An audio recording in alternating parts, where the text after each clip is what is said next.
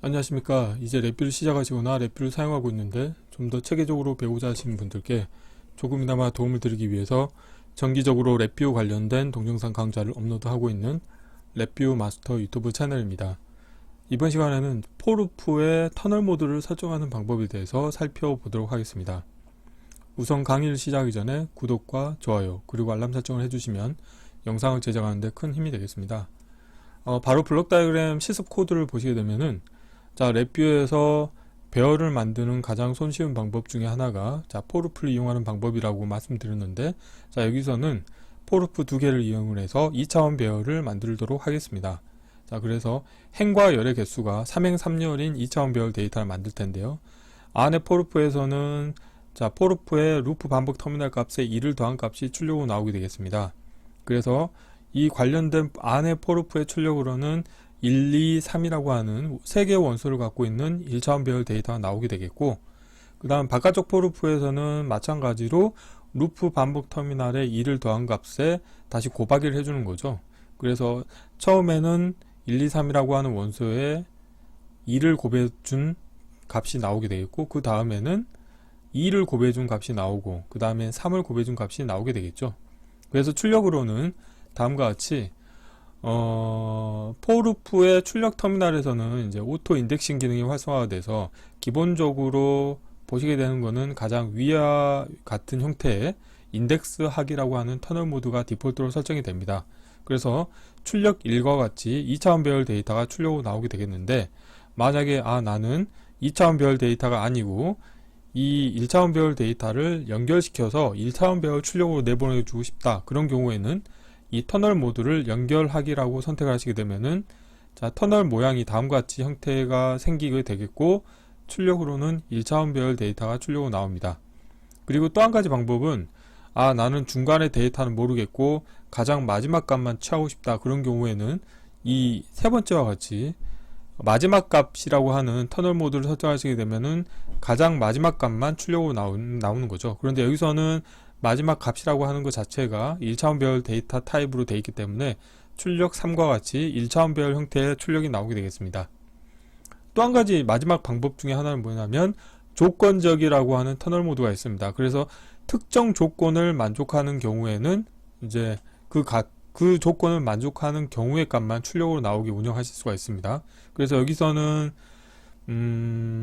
이 바깥쪽 포루프의 루프 반복 터미널에 2를 더한 값과 3하고 같은지를 체크를 해서 같으면은 그때 출력 값을 내보내겠다, 이런 의미가 되겠습니다. 이론은 이 정도로 마치겠고 한번 실습을 해보도록 하겠습니다. 바탕화면에서 새로 만들기의 폴더에 포루프 터널 모드 설정하기라고 하겠고요. 경로를 복사하신 다음에 랩뷰에서 새 VI에서 컨트롤 S를 누르시겠고요. 경로를 붙여 넣으시겠고, 테스트할 VI 이름도 동일하게 하겠습니다.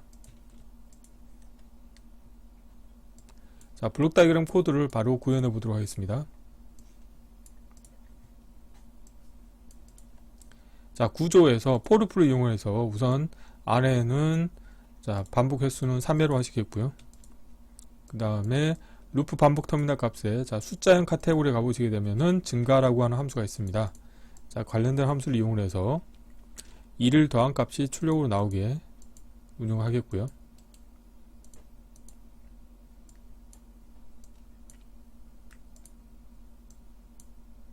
다음으로는 이 바깥쪽에도 포루프를 하나 운영하도록 하겠습니다. 그래서 바깥쪽 포루프도 반복 횟수는 3회로 하겠고요. 그래서 관련된 값 같은 경우는 이게 행이 되고 이게 열이 됩니다. 그리고 바깥쪽 포루프의 루프 반복 터미널 값에 마찬가지로 2를 더해 주겠고요.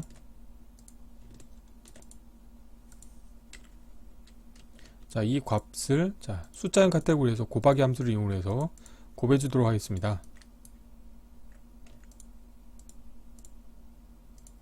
이렇게 해서 출력을 내보내 주게 되겠는데, 우선 첫 번째로 우리가 알아야 될 거는 다음과 같이 와이어를 연결하시게 되면은 포루프의 입력과 출력은 오토 인덱싱 기능이 디폴트로 활성화되기 때문에 연결하시게 되면은 오토 인덱싱 기능이 활성화돼서 이 첫 번째 조건에 해당하는 터널 모드 4가지 종류 중에 인덱스 하기라고 하는 게 설정이 됩니다. 자, 마우스 오른쪽 클릭하신 다음에 터널 모드에 가보시게 되면은 4가지 터널 모드가 있는데 디폴트로는 인덱스 하기가 되어 있고요. 자, 여기에서 자, 인디케이터를 하나 만들도록 하겠습니다. 그래서 출력 1이라고 하겠습니다.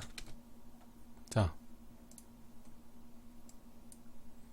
이 상태에서 한번 동작 확인해 보도록 하겠습니다.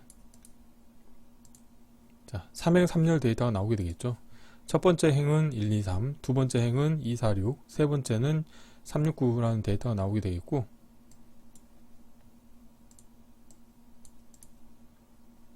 자, 오토 인덱싱 기능이 활성화됐는데, 자, 포르프 출력 터미널 모드를 추가로 한번 확인해 보도록 하겠습니다.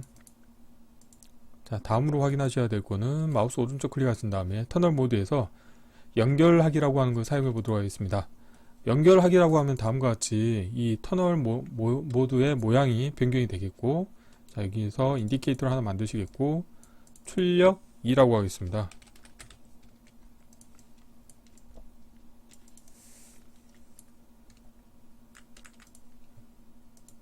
자, 관련된 값도 한번 표시를 해볼게요.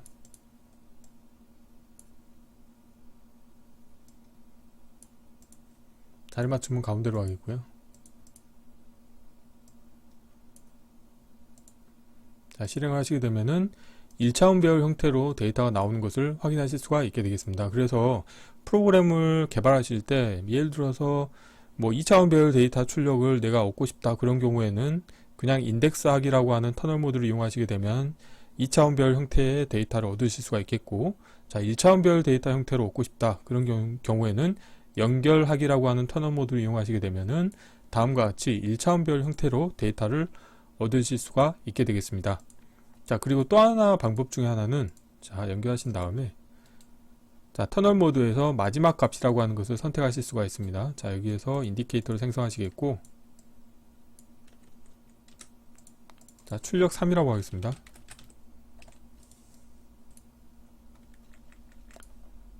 자, 이거는 1차원이니까 이걸 일단 지우고요.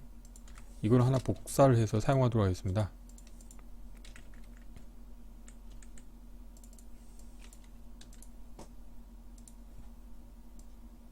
자, 이렇게 연결하시겠고, 자리 맞춤 맞춰주시겠고, 한번 실행을 해볼게요.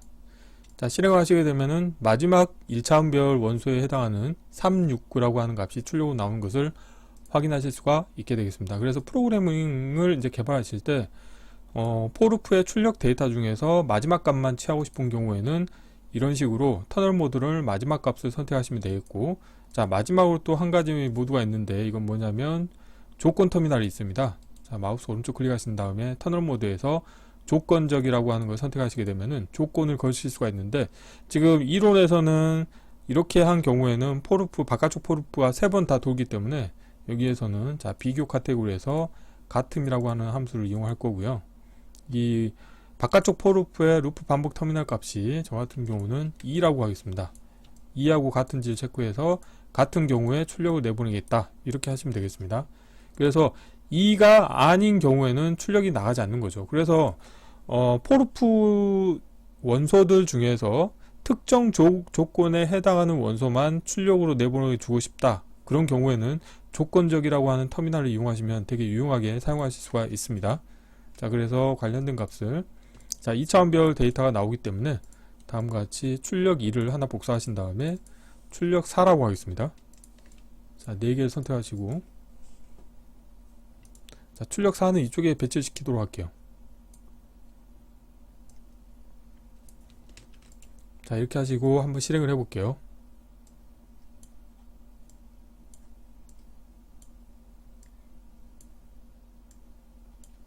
자, 필요없는 것들은 보이지 않도록 하겠고, 자, 함수 팔레트 닫겠고요. 한번 실행을 해볼게요. 자, 이 경우는 뭐냐면 이 바깥쪽 포르프의 루프 반복 터미널 값에 2를 더한 값하고 2하고 같은지 체크하는 거죠. 그래서 2하고 같은 경우는 이 두 번째 케이스에 해당하는 거기 때문에, 자, 이거는 자, 1행 3열 데이터가 되겠죠. 2차원별 형태로 데이터가 나오지만, 자, 데이터는 2, 4, 6이라고 하는 원소를 갖고 있는 2차원별 형태의 데이터가 출력으로 나오게 자, 데이터를 취하실 수 있게 되겠습니다. 그래서 이번 시간에는 자, 포루프의 출력 터미널 운영에 있어서 터널 모드 설정을 할 수 있는 4가지 방법에 대해서 살펴보았습니다. 자, 그래서 여기 한번 제가 마지막으로 주석을 달도록 하겠습니다. 첫 번째 같은 경우는 자, 이론에 있는 내용을 좀 참조를 하겠습니다. 인덱스 하기가 되어 있죠. 인덱스 하기가 되어 있고, 자, 두 번째 같은 경우는 연결하기로 하시게 되면은 1차원별 형태로 얻으실 수가 있겠고, 마지막 값이라고 하는 거는 마지막 원소값만 출력으로 얻으실 수 있는 거고, 조건적이라고 하는 거는 이 조건을 만족하는 경우에 해당하는 값만 출력으로 얻으실 수가 있게 되겠습니다. 자, 그래서 이번 시간에는 자, 간단하게 랩뷰에서 제공하고 있는 포루프의 출력 터미널의 터널 모드를 설정하는 방법에 대해서 살펴보았습니다. 이번 강좌는 이상으로 마치겠습니다. 감사합니다.